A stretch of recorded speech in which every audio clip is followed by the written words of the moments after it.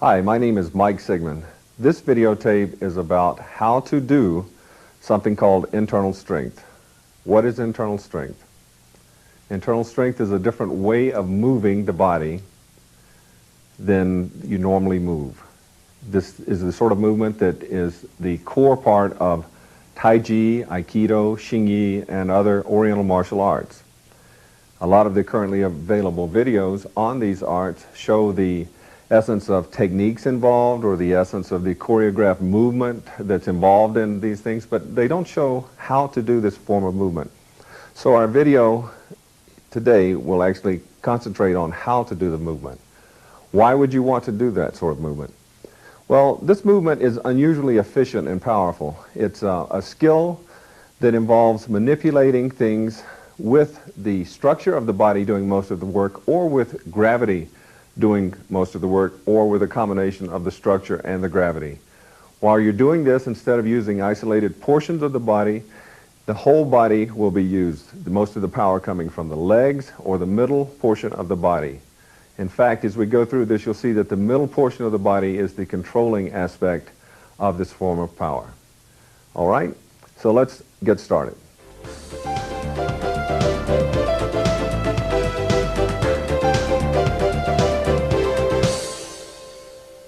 All right, so let's take a look at how the body structure is used and how gravity is used. From the body structure and from gravity, we can actually describe all motions. We can describe, of course, anything being supported upward, and we can describe any sort of force going down. A combination or usage of the two can give us power away from the body or power toward the body. These are the four directions of power that we'll be looking at as we go along. First, let's take a look at the structure of the body in a very simple situation where we're carrying a load on the head. Now, we're going to get more complicated and sophisticated as we go along, but let's just take a look at this simple example. If I have a load that is resting on my head, I can support it with the structure of my body. Now, a lot of people, when they use the structure of their body, automatically kick in areas of tension that they're not aware of. For instance, the lower back may be somewhat tight. The neck may be tense itself while they're holding something up. What we want to do is relax all of the postural muscles to the point where they're only supporting the structure and letting the structure do the work. So if I have this load on my head and I relax under it, I sink down and I try to just let the support of the ground under my feet actually reach through my structure to the top of my head and support this load. If I'm very relaxed, the rest of the body can move and wiggle around, and yet as far as the load on my head is concerned, what it feels is the very solid support of the ground. This is what we want to do, is relax the body and allow the support of the ground to come through it. All right, so to reiterate, the basic point is that we want to use the path of the ground itself, coming from the feet to the top of the head in the simplistic example we used where we were carrying a load. We have to have, in this case, it's very obvious, the shortest path to the feet themselves, which in this case is straight through the body. Later we're going to do situations where the path from the feet to the load is not so obvious. We want to use the least postural muscles involved. In other words, I can check myself, for instance, in this simple case where I had something on my head, I can check and be sure that there's nothing being used in terms of postural muscles other than the muscles that are needed to keep the body structure itself in place. We want the work itself to be done by the structure of the body. We should be relaxed for several reasons. In this case, we want to be relaxed for the simple reason that we're allowing the structure to carry the load. If we are not relaxed, we can't retrain ourselves to just let the postural muscles work in that mode. We'll go back to our old habits of movement, which might include a tense lower back, tight legs, hunched shoulders, a stiff neck, and so forth. All right, so let's take an example where if I'm, instead of lifting with the head, I'm lifting with my hands or arms. If I'm using my hands or arms, it's really the same thing as if I'm lifting something from the top of my head. If I'm going to use this ground path, I can keep the ground path and sink downward, letting the legs take the load, not the upper body. And I can also add in the lower back itself and let it sort of bow outward slightly. Not too much, not too into an awkward or extended position. And then when I straighten, I can straighten the ground path up under our load that we had, straight up. So the idea is that I keep this ground path under the load, particularly in this example where we have something on our head. I go down, keeping my attention on the fact that the load would feel a solid ground path, and then I would raise up, making sure that the ground straightening up is what is lifting the load. If I use my hands and arms, I'll do exactly the same thing. If I'm lifting something that's on my arms, I'll use the legs and the lower back to get under the load that's on my arms and raise the arms up under the load. So I can go down, trying to keep the ground path to the load very steady, very solid. And when I raise up, I again try to keep the focus of the ground path under the load. What I don't want to do is to involve the shoulder muscles to the point that they're doing the lifting and the lowering.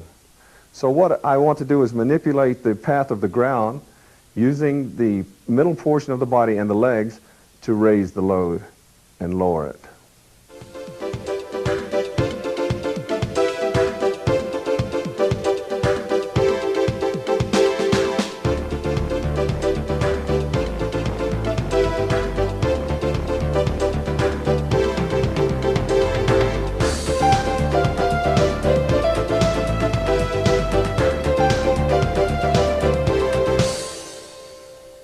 So in looking at the second of our 4 building blocks, we will go to down power. Now, the 4, again, are the structural power up, the gravity-based power going down, and then the power going up and away from the body, and the power that's coming down and toward the body.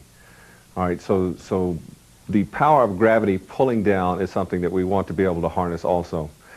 If I take an example with Kim here, and I want to lift her. I want her to relax because we want gravity to do the work here.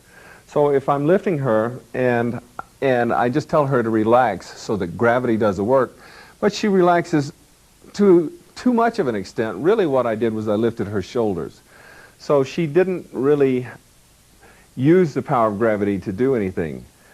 If she relaxes but puts the weight of her body into my hands where they're actually holding under her armpits. In other words, as she feels the hands under her armpits, she tries to say, okay, he's wanting to hold my weight, I will let him hold my weight.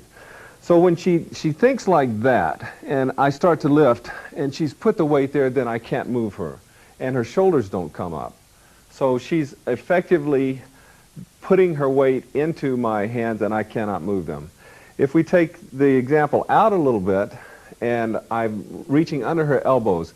Now in this case, she has to sort of mentally figure like, okay, he's going to lift. I'm going to make him try to lift my whole body.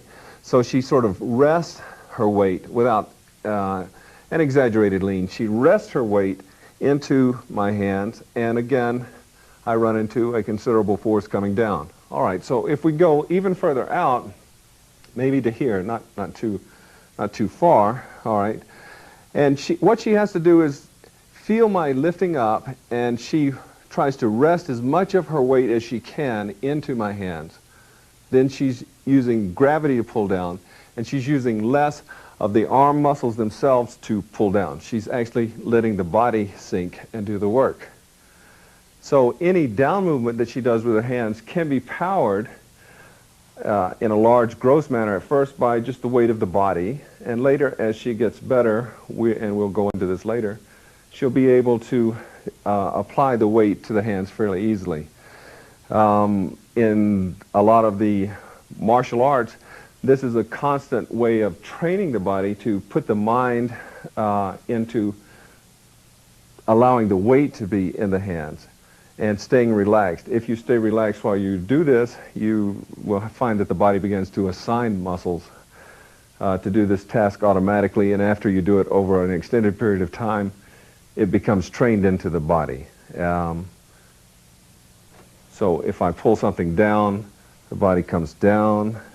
Maybe later I can do it fast, like this, and actually bring power much more quickly.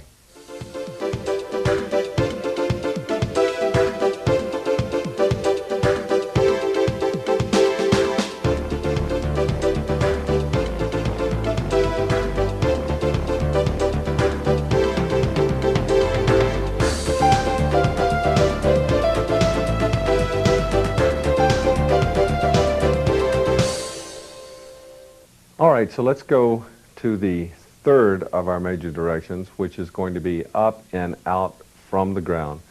Again, the criteria that are most important are that we have the shortest path from the point of the load to the supporting foot. We also want to, again, very strongly stress the fact that the muscles must be as relaxed as possible and only have the amount of force that is necessary to keep the structure in place so that the structure conveys the load. And lastly, of course, we want to always be aware of the fact that the middle of the body and the legs are doing most of the work. Now, by middle of the body, of course, I mean the waist muscles, but I also mean the back, because the back is one of the strongest parts of our body. So now with Kim's help, if I begin to push on her in this way, where we're looking at power that's coming up and out of the ground, if I push on her hip, then she can ground this by just sort of relaxing and letting the push go into her supporting leg, the back leg in this case. This is not hard to do. It's just very much like if somebody adds a load to you. You normally don't make any particular adjustments. You just sort of shift onto a leg and let the weight go into that leg or down that leg. If I then add a push here, this push is essentially the same thing as the push I just did down here. But the difference is that in this case, if she sort of relaxes and wills that or allows that push to go down into her back leg, the central portion of the body, the muscles, sort of automatically kick in to allow the transmission of that push down to her hips, which then goes down to her leg. I can then change this a little bit and use her arm. Now, if I use the arm, it's no different than if I were using a stick. To do what I just did, I pushed here, and if I do here, it's the same thing. I'm pushing. I'm a little away from the shoulder. If I lift her arm and I push, then it's exactly the same thing as if I were using a stick to push her torso, which she relaxes and allows it to go into her back leg.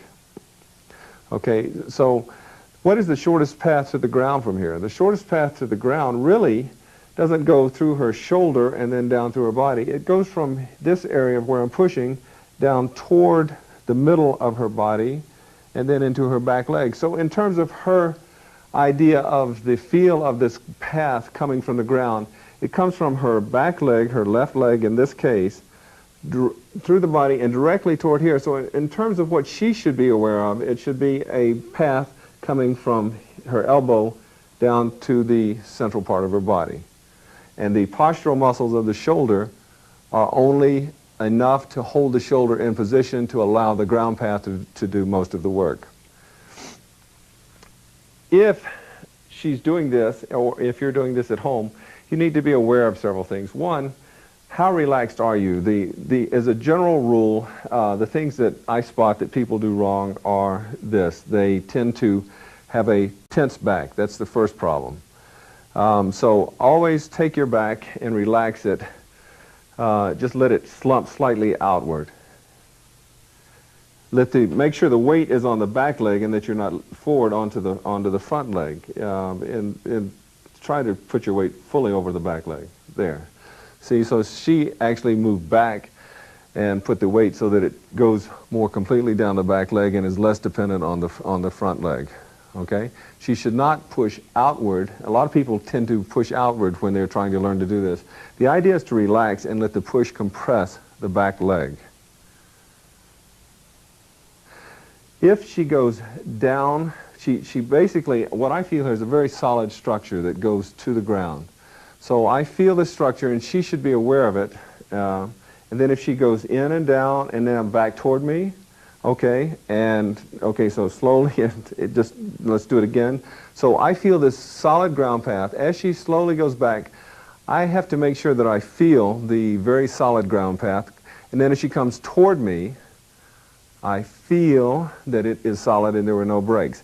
If she results to a sudden use of the shoulder or something in the middle of this, it's immediately apparent. What we're trying to do is to use the structure and solidity of the ground to do the work, either whether it's coming out or if it's supporting something and going back in.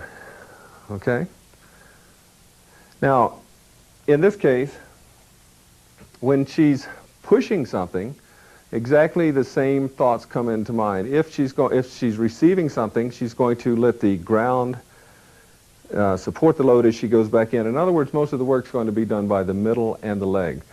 If she goes back out, she pushes this way, or in the example we were using, let's just use the forearm. If I'm here and she's pushing, then I let the push actually come to my middle, and when I'm pushing back, I actually push from my leg through the middle portion of my body, and the middle portion is what I use to push her away. I don't use the shoulder of my arm to do this. When she pushes me back in and I allow the shoulder to tighten up, I have a path from the ground, but it goes through now a segmented body. The path itself rises and it goes up and out through the shoulder. We don't want it to do that. We always want our push to come from the middle toward what we're doing. So the body actually transmits the ground and lets the ground do the work.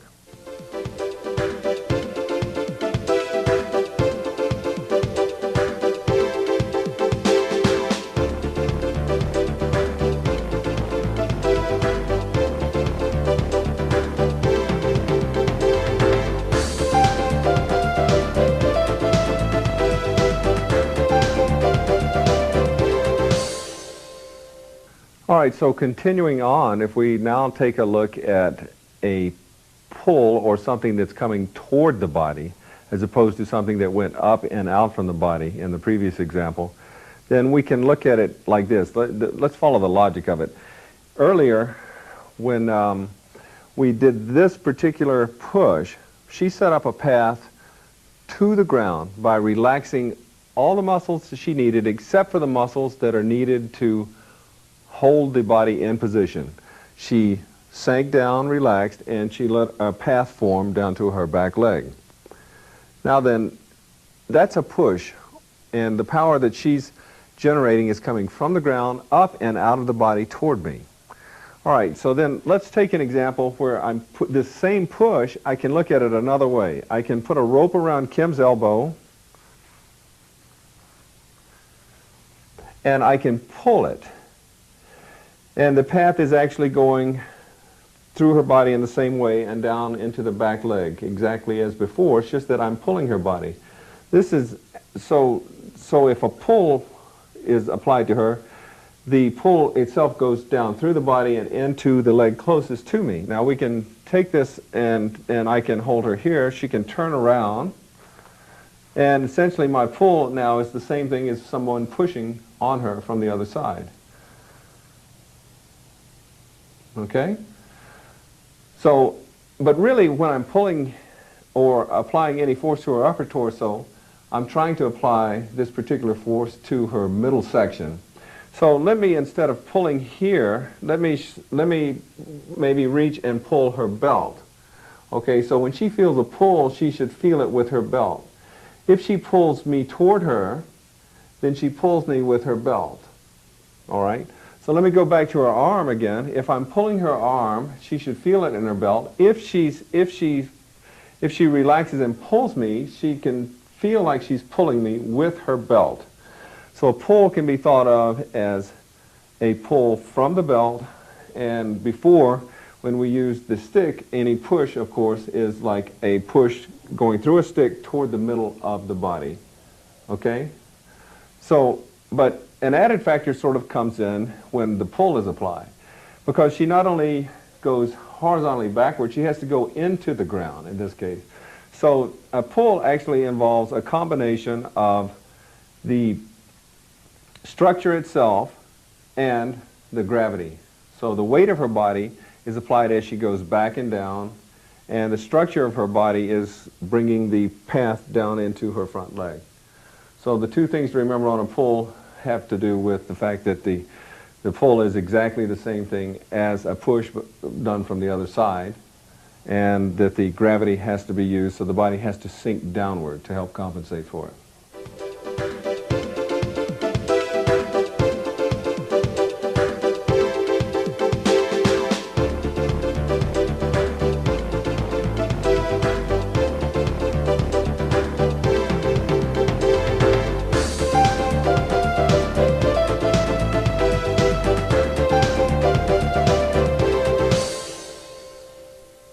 All right, so in examining these four directions of movement that we've looked at previously, there's power up from the ground to some load or something we're carrying. There's power downward that we use to bring something down. There's a path of power which goes up and out, or there's a path of power which comes down and in. These are the four main directions of power where we use these paths.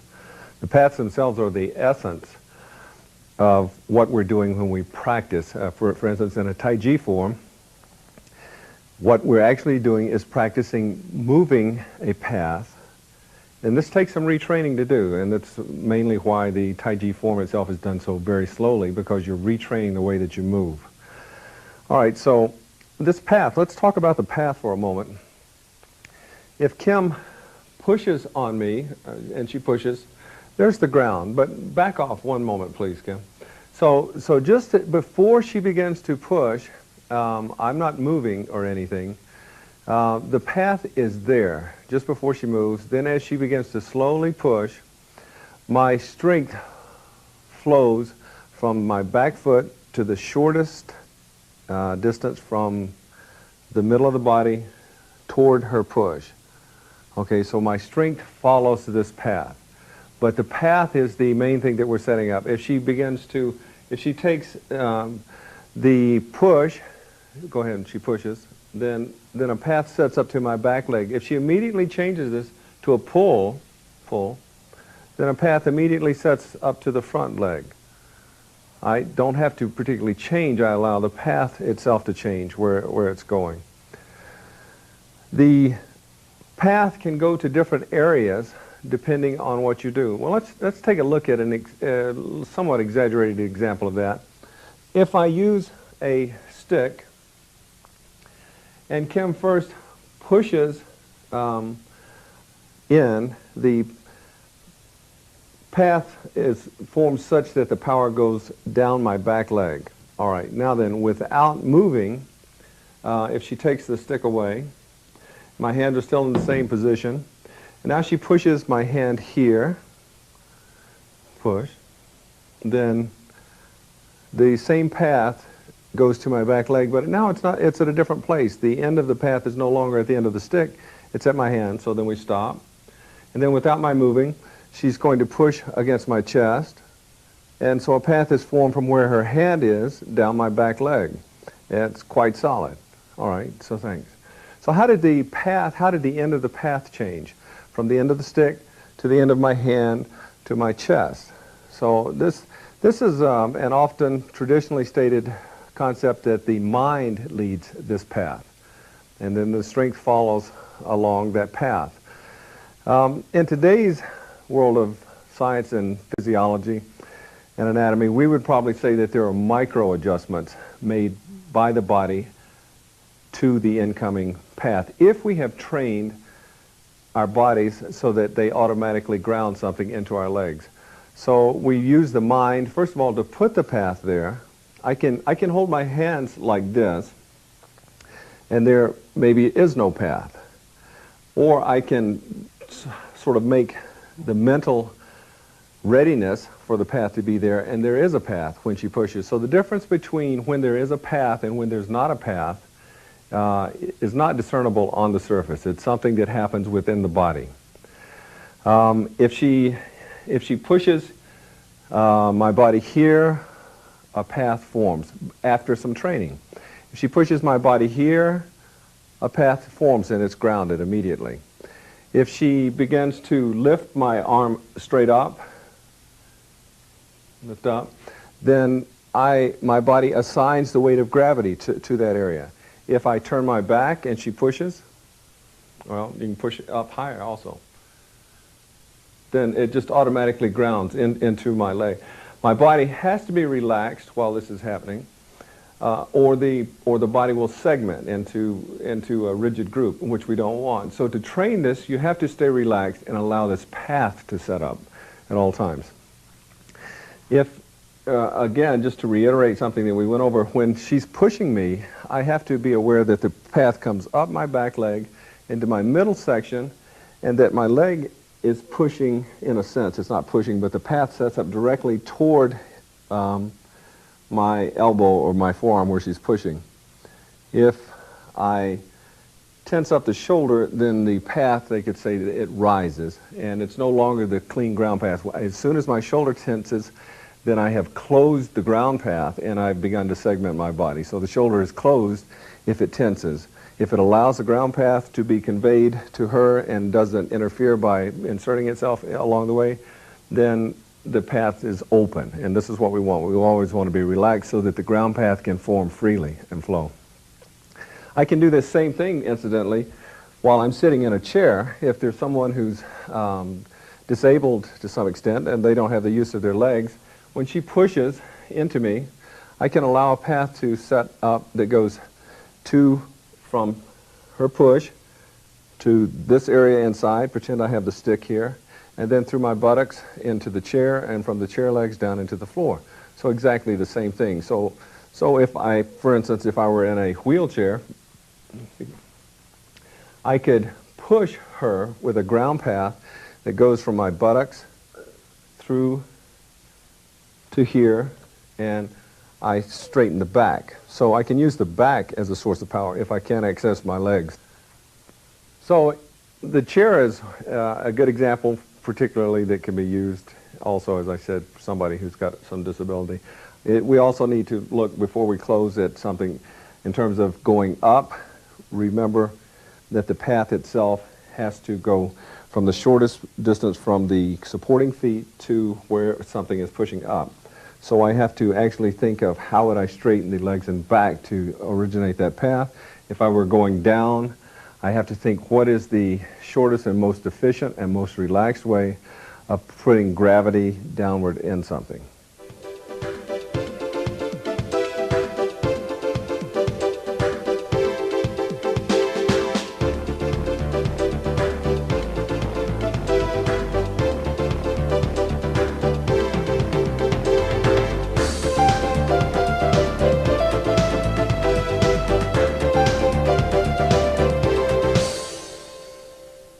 Next, moving on to the idea of coordinating what we've looked at in terms of these four directions of power and how to use them, let's take a look at training and using the whole idea to start with.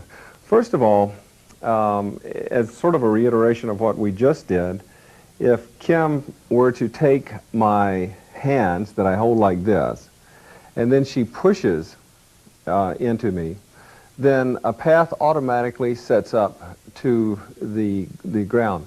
I should be very relaxed, and yet she should feel solidity.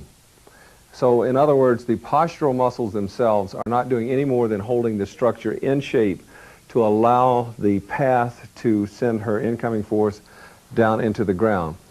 If she changes this to a pull, this is the second direction, then immediately a path sets up going into my front leg. But again, I shouldn't be tense. I should be relaxed, and yes, she should feel a very solid resistance. If she puts her hands on top of my fist and pushes down, I set up a path that counteracts her down push. And this is very similar to the path that was set up on top of my head originally with the weight, the load that I was carrying, like a porter does. If she puts her hands under my hand and begins to lift up, as she lifts up, I allow her to try to lift my weight, which is considerable. And she has a lot of trouble doing that because I put my weight into her hands, and the distance that her hands are from her body and so forth make it very difficult for her to lift my weight. So she feels a very solid down weighting. So in all four of these cases, I have allowed the structure of and paths to do the work. In other words, I didn't resist her push with a muscular resistance. For instance, the way that someone normally moves has to do with they set their body into some sort of stable posture, and then if in a normal situation, if somebody were to push, then the arms and shoulders would come actively into the work motion itself. And in this case, all we're trying to do is allow, as soon as she pushes, we allow a path to set up and allow the legs and lower body to absorb the push. So the upper body is only a conductor, a transmitter, a conveyor of either the ground coming up through the structure, or the upper body is a conductor or conveyor of the weight going down. So this is what we want to allow to do the work. And these are passive motions. I also can take the situation where I use this path that she pushes into me. It's solid. And then what I want to do is stay very relaxed, and I'm relaxed, but she feels it very solid. And I then extend that path toward her, and I extend by really changing weight from the back foot toward the front foot. So the middle of the body moves forward. If she's holding my wrist and she's pulling, and I want to go the other way, then the front leg does most of the work, and the upper body is strictly a conveyor of that pull. In other words, if you remember in the earlier example I used, I can pretend that I'm pulling her with my belt, okay? And this is the best way to look at it. These are the main motions that we're going to make in a lot of the movements. But if we go to others that we look at, these are not used so much. But down, I essentially allow the middle part of my body to sink down and allow the automatic setup of muscles to apply to it. So I could say that a gross look at the motion has to do with me dropping my body weight. As I get a little more sophisticated, I can apply my weight without such an obvious overt movement.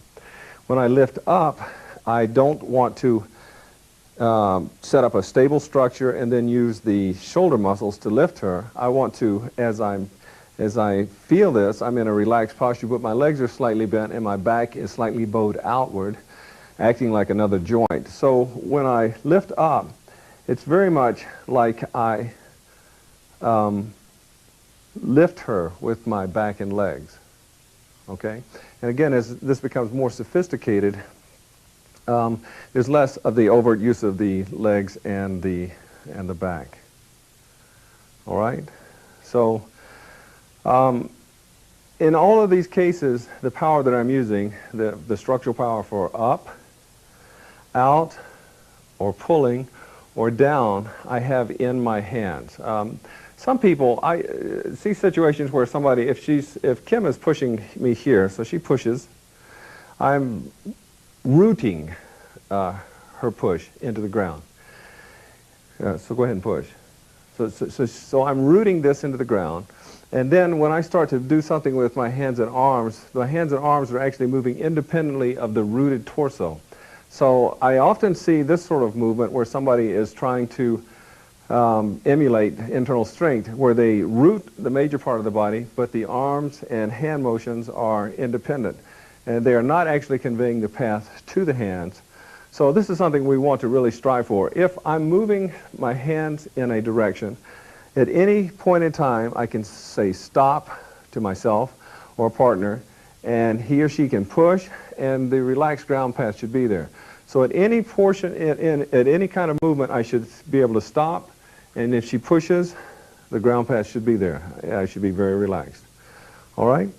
So now then, let's talk about let's go into a little bit more detail on a couple of ways to look at this and go from there. First of all, in looking at the four directions of power, let's begin to put them together. The lifting motion comes from pushing a ground path using the leg and back up.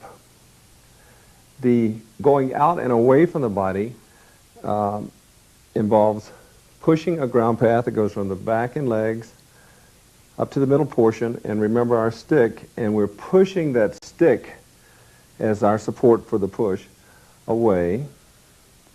Then we're going to add our weight and come down. And then we're going to come back and in, and we'll do that by coming from the front leg to the back leg and adding some ground power and pulling with the belt. Remember our example of pulling with the belt. So we're pulling the belt in. Okay, so I lift using the legs and back. I go out pushing the stick from my middle here, and I can have some extension and try to keep it very solidly and relaxedly, the good ground support.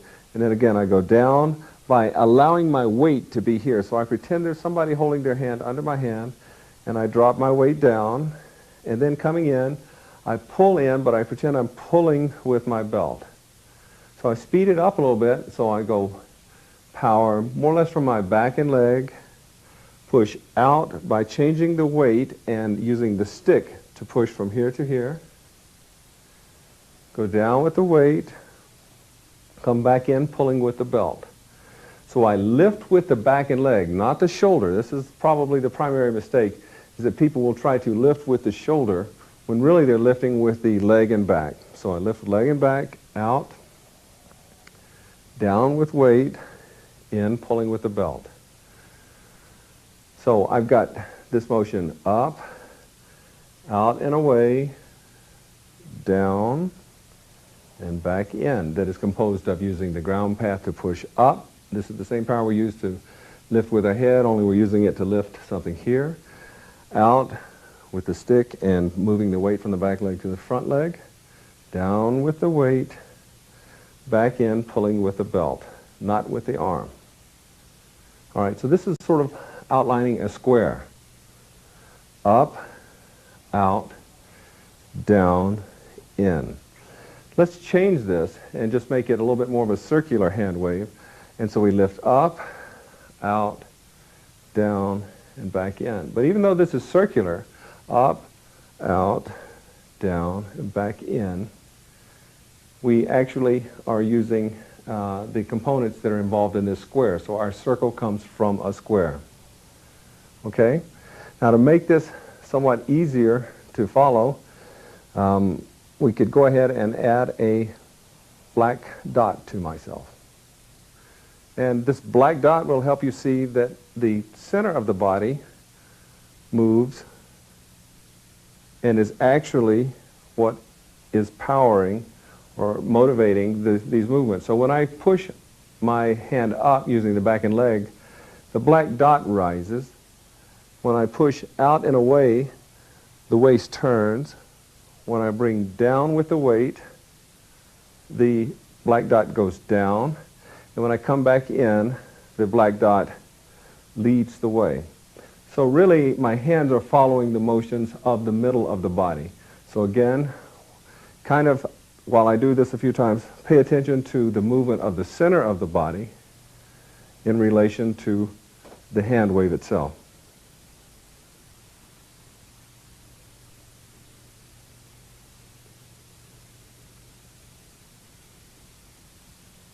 Now I can do the same sort of motion. We could say that this one is in a horizontal plane in front of me. I can do it in a more or less vertical plane in front of me by lifting up with the body, out with a push from the back leg to the front, down weighting, and then using the belt to pull back in. So I lift up, out, down, back in. Up. Now as I go up, notice that this black dot turns up too. So the middle turns up. It goes forward. It rotates down as I go down, and then it goes backward as I go back. So the middle of the body is making a motion that is just like the hand motion. And so basically the power is coming from the lower part of the body, and it's going to the upper part of the body, so the hands are only expressing what the middle portion of the body is really doing. We don't want the hands to go by themselves. Okay? This seems to be a very common phenomenon that most people can't seem to get around. They actually have great difficulty in moving the hands by the middle of the body because they've trained so many years in doing this sort of motion that they may start off doing this, but very shortly they'll wind up moving the hands separately. In the hand wave itself, they may start off slowly, letting the middle of the body actually move the hand, but very quickly you begin to see a situation where that maybe the middle is moving, but the hand is moving by itself. And right away, we know that if we stop them suddenly, we find out that most of what's motivating their hand is the arm and shoulder muscles themselves. Okay? A good way to practice this sort of motion is to pretend that you're underwater, well, of course not buoyantly underwater, but let's just say that your arm is in water. And so how would you lift your arm against a water resistance? How would you push it away using the back leg and back against water resistance? How would you bring your weight down against water resistance? How would you come back in using water resistance? So I'm lifting with my back against water, pushing out against water, sinking my weight down against water, and I'm pulling with my belt back in against water. So I can slowly feel that I'm doing that, and gradually, if I'm staying relaxed and motivating things with the ground path and the down weight of the gravity, then I will retrain the body to move in this fashion. It's difficult to get past the stage where you're using the old way of moving and moving to this new way. It takes a great amount of retraining to do that, and that's essentially what a Tai Chi form is for. The reason people do it very slowly is to retrain into this form of movement, which is very powerful, and it's very relaxed and very efficient.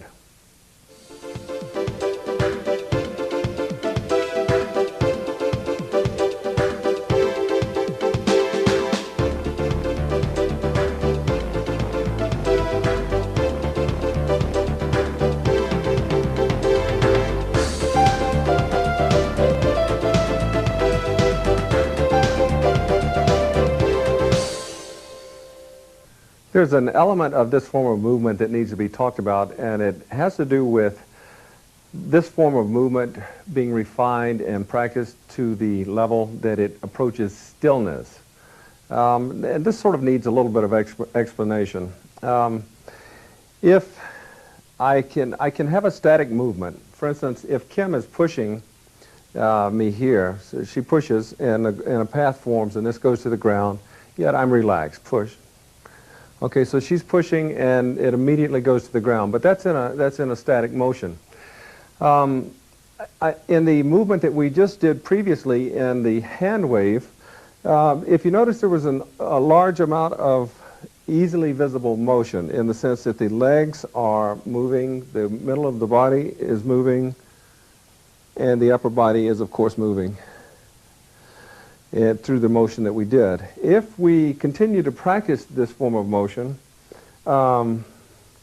we can begin to approach the point where so much of the overt body movement is not needed, and we just more or less manipulate the path. And the reasoning and logic behind that works like this. If Kim were to push my hand here, she pushes, and this goes through me more or less in a path from here toward the middle and down the back leg. No problem. Okay, so let's stop. Now then, if I move the path here, okay, so now I'm here and she pushes, and this goes again into the back leg. All right, let's stop. And then if I move here, she pushes, and it goes to the ground. Now notice I didn't really move this portion of my body much at all when that happened. Matter of fact, almost none.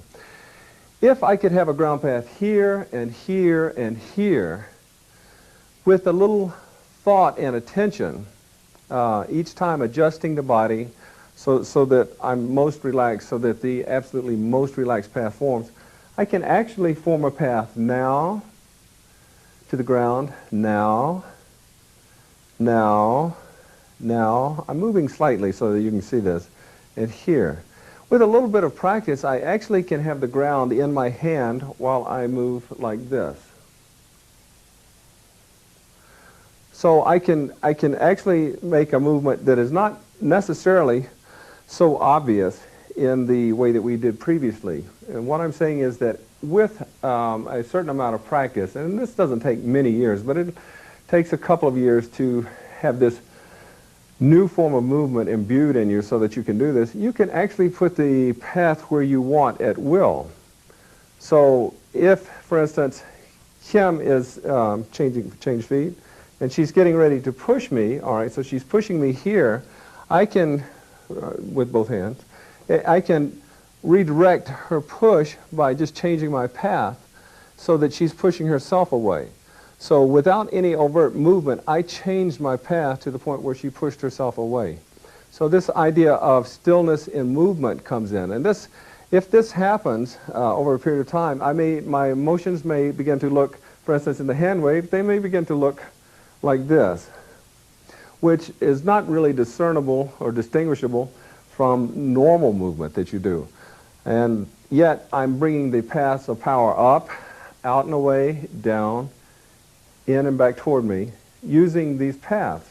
And really, probably the main giveaway is a slight motion of the middle section of the body. But it can be done by fairly skilled practitioners with almost no movement.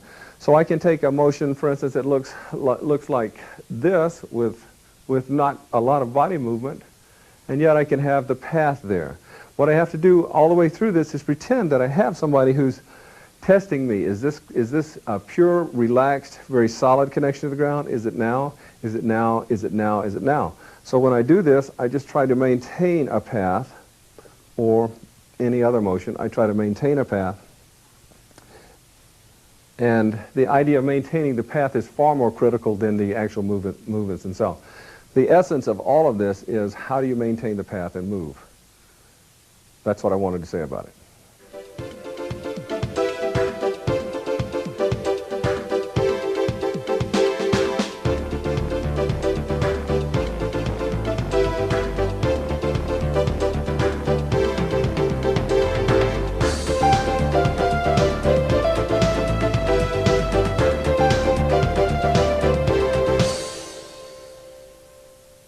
We need to look at some exercises that will help in developing this form of skill, and it's a skill. It's a little cumbersome at first, like your grandmother's knitting, but as you go along in time, you know, that knit 1, purl 2 just becomes automatic. So let's take a look at a few exercises. The main exercise, and this is an exercise that I recommend that you do every day. If somebody only gives you 1 minute to do exercises in a day, then you should do an exercise for your legs. All right.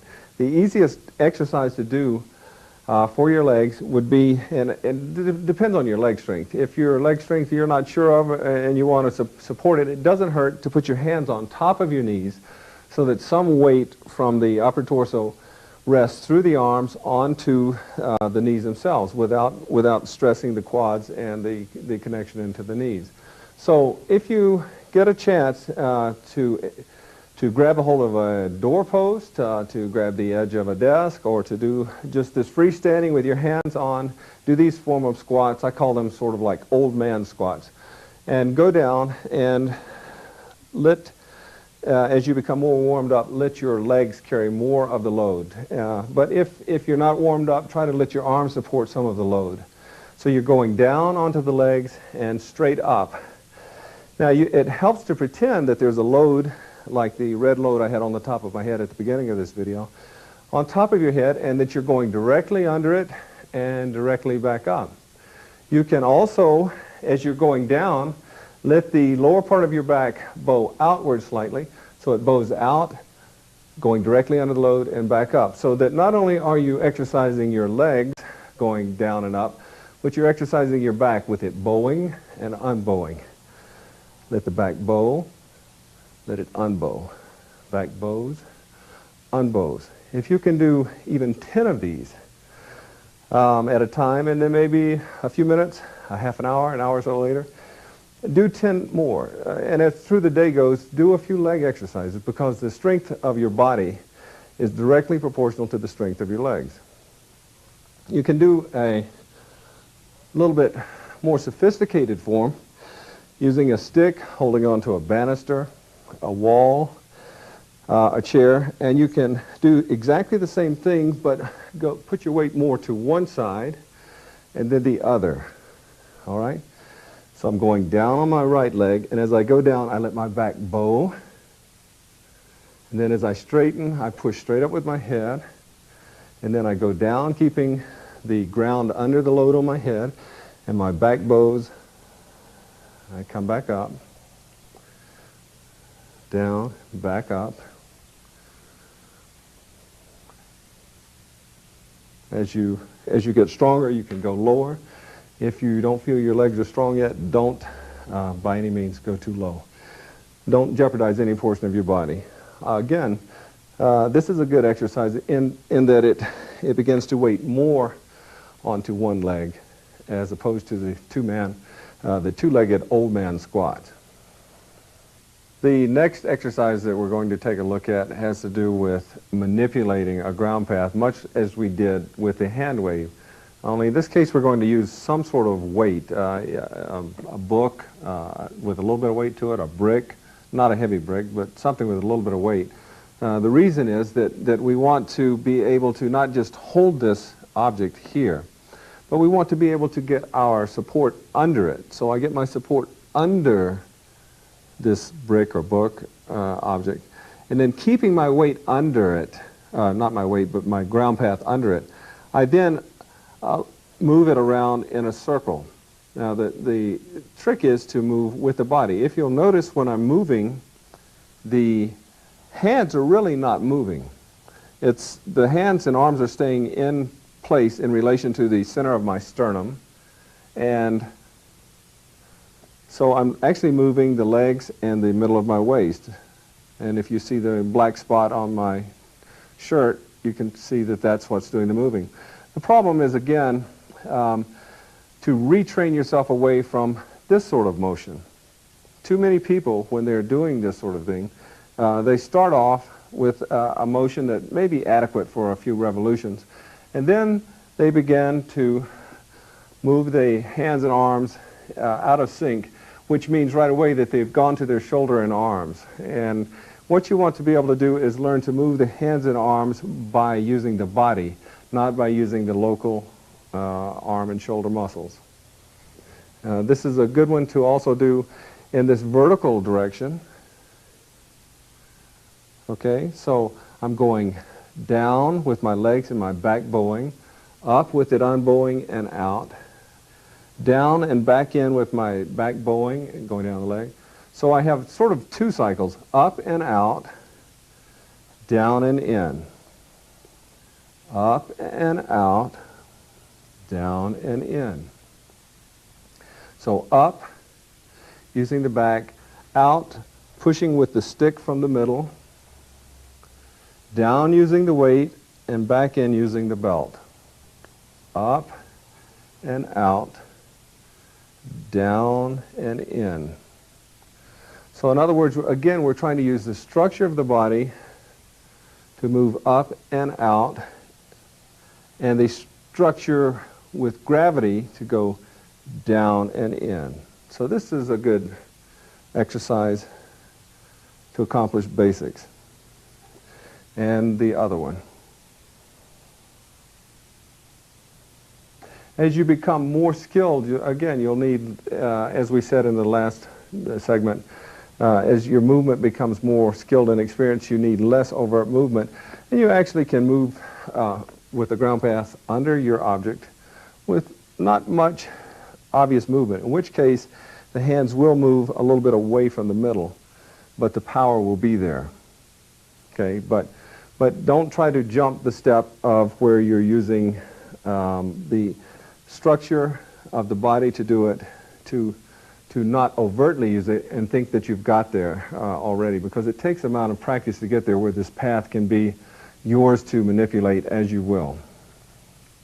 One very basic exercise that can be done to strengthen the body frame itself is just a standing exercise. The standing exercises can be done in a number of ways, and essentially what they do is practice bringing the path to either a particular point in your body or to bringing a path to a potential that surrounds you, such that if somebody were to push you, say on the arm, it would go to the leg. If they pushed on the other arm, you might have to do a minute adjustment, but you would still bring the path to the ground. If they pushed your back, you should be able to form a path from where they push to the foot furthest away from the push, and so forth. So in standing like this, you can practice, like I said, to a single point or all around, but in practicing bringing a path, the body frame itself strengthens over a period of time. It takes muscles to hold this sort of posture. This is not done by levitation or electromagnetic waves. No one is saying that I'm standing perfectly relaxed and has their hands up. That's impossible. Your hands are up. You may be holding them up with the leg and the back, but there's some usage of the shoulder and arm muscles. There's no avoiding it. The trick is to keep the use of the postural muscles to an absolute minimum so that the structural path is doing the work, and the postural muscles are only holding the body in position to transmit the path. If you're in a a stance or posture of extremely stable configuration, then you should be able to, in a very relaxed way, have the potential for forming a path wherever anything touches you. So I can stand like this, and I can pretend there's someone pushing against the outsides of my forearms or hands, and I can practice grounding in this way, or I could do it this way with my hands out. It doesn't particularly matter. I could do it here.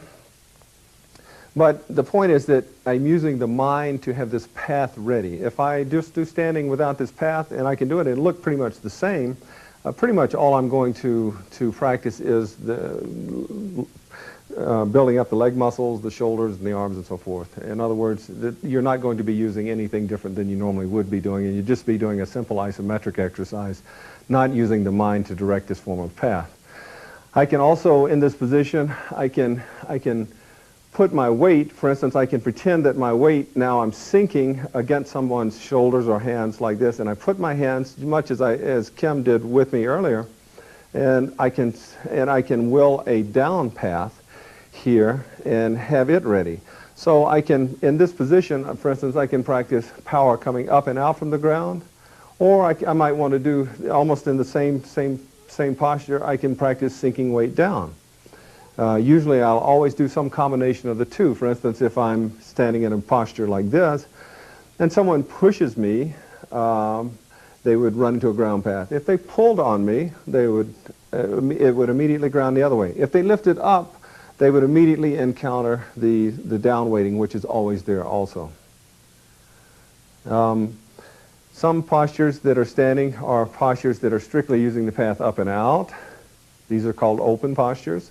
Some postures involve the sinking down of the weight of the body and the body winding in, and these are closed postures. Any of these you can hold and practice, but again, the idea is to let either gravity do the work or let the structural path that the body is transmitting do the work. If you push, again, remember, the path doesn't come up to the shoulders and out. The path comes up to about the midsection and goes out to here. If I let it go up to here and out to here, then I would say my chi rises, my path rises in this case. And that's not what you want to do. You want the shortest path to the foot with the most relaxed body, using the least postural muscles. And if you do any sort of motion, you want to do it with the whole body, not locally. Too often I see somebody who sort of has an idea, but he tries to stabilize his lower legs and his waist, and he tries to manipulate a ground path without much movement of the lower body, and this is incorrect. The next exercise is really a reiteration of the exercise that we did earlier in the tape of the hand wave. And if you remember, the hand wave involved lifting, putting the ground path on top, so that if somebody tested it, you'd be lifting with the ground, and then pushing out, and again you push from the back leg, and remember our stick we had, and we push this way. And then when I sink down, I try to put the weight of my body in the hand, and as it goes down, and then I use my belt to pull it back in. All right, so I lift with the back, push out, sink down with the weight. So I try to put my weight in my hand or my wrist, and then come back in with the belt. When I do this, as I begin to push from my leg into my back, as the back expands from being pushed into, it begins to pull my elbow up. And that pulling of my elbow up tends to turn my hand over. So when I open and push up and outward, the elbow tends to go away from the body. When I go down and in, because these muscles are pulling down and in, really they only do it subconsciously. You don't want to consciously do it. You just want to sink down, pulling with the weight here. This will pull the elbow down and back in using the belt. So I push up and out, my elbows go out. And as I come down and in, the elbows go in. So this causes the hand to turn, because I'm driving it from the ground or allowing the gravity to sink back down in, and this makes the winding of the body come back in.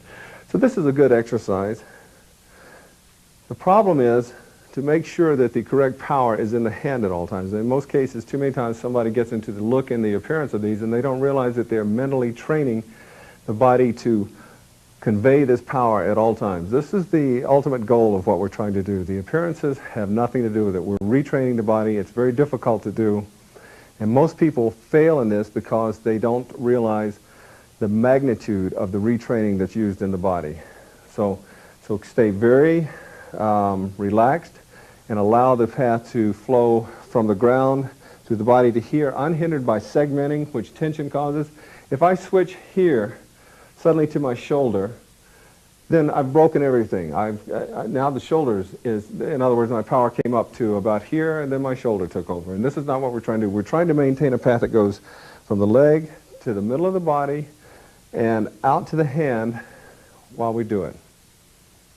Okay? Any tension will stop this repatterning, so you cannot use any tension. And you must always control the movement with the legs and the waist. Okay? And as you do this, you can make your motion smaller. This is the same motion that I was just doing. Now I make it smaller.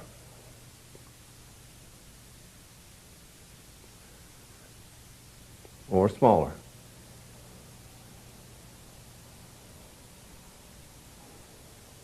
Okay?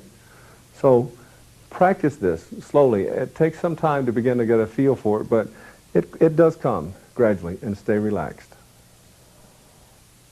The hand wave that we just did involved the 4 directions of power of up, using the ground path, trying to get under the hand, out and away from the body, which remember we can do horizontally or we could do vertically in front of us.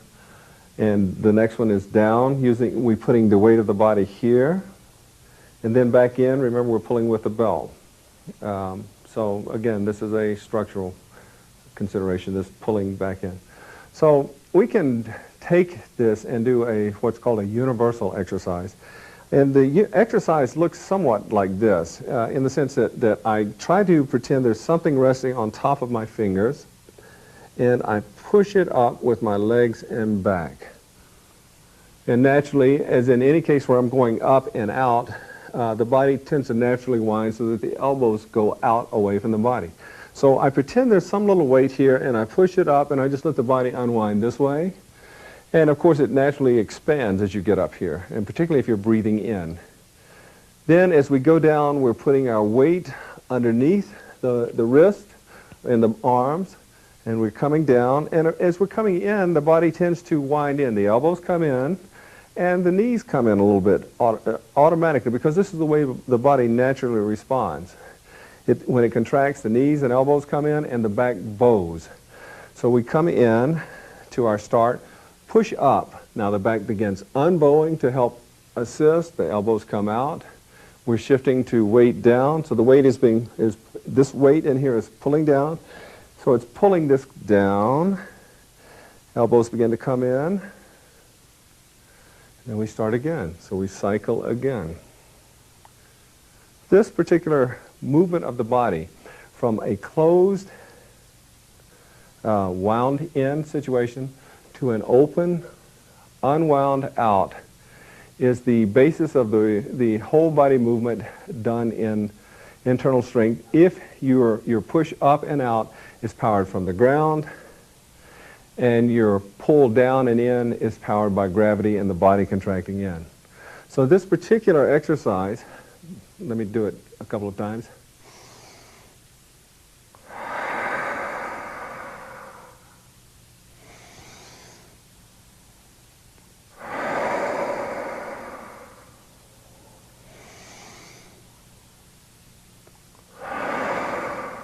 Always keeping in mind that there must be a ground path. If someone said, stop, then you need to, if they stopped and felt you, would there be a ground path?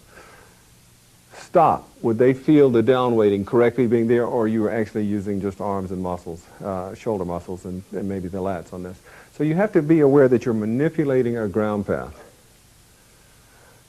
All the motions of Tai Chi come from this particular exercise. Everything can be described in these terms. Any sort of motion like this can actually be looked at as derivative of this particular exercise. So to do this exercise, go down, allow some mental concept of what it's like if there was a weight here, push it up from the ground, as you reach the limit, you'll feel it shift to the down pulling of the body. Let it bring it down and wind in and then up. As you get better, of course, there's less overt body motion. As I said, you approach stillness, so you'll begin to see a motion that looks a little bit more like this.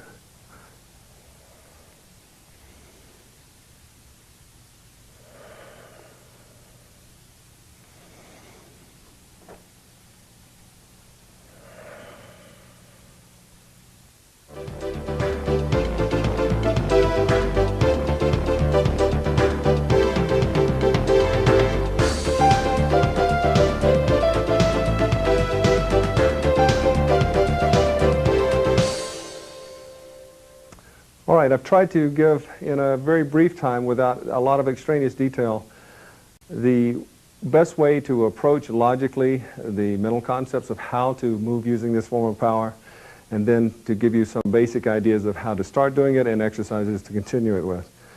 That's the end of this video. There will be another video that involves more advanced exercises, and in addition there will be the concepts of breathing and how this works with this form of movement to augment it. You actually can get a lot of power addition to your movement by the use of the body breathing mechanisms.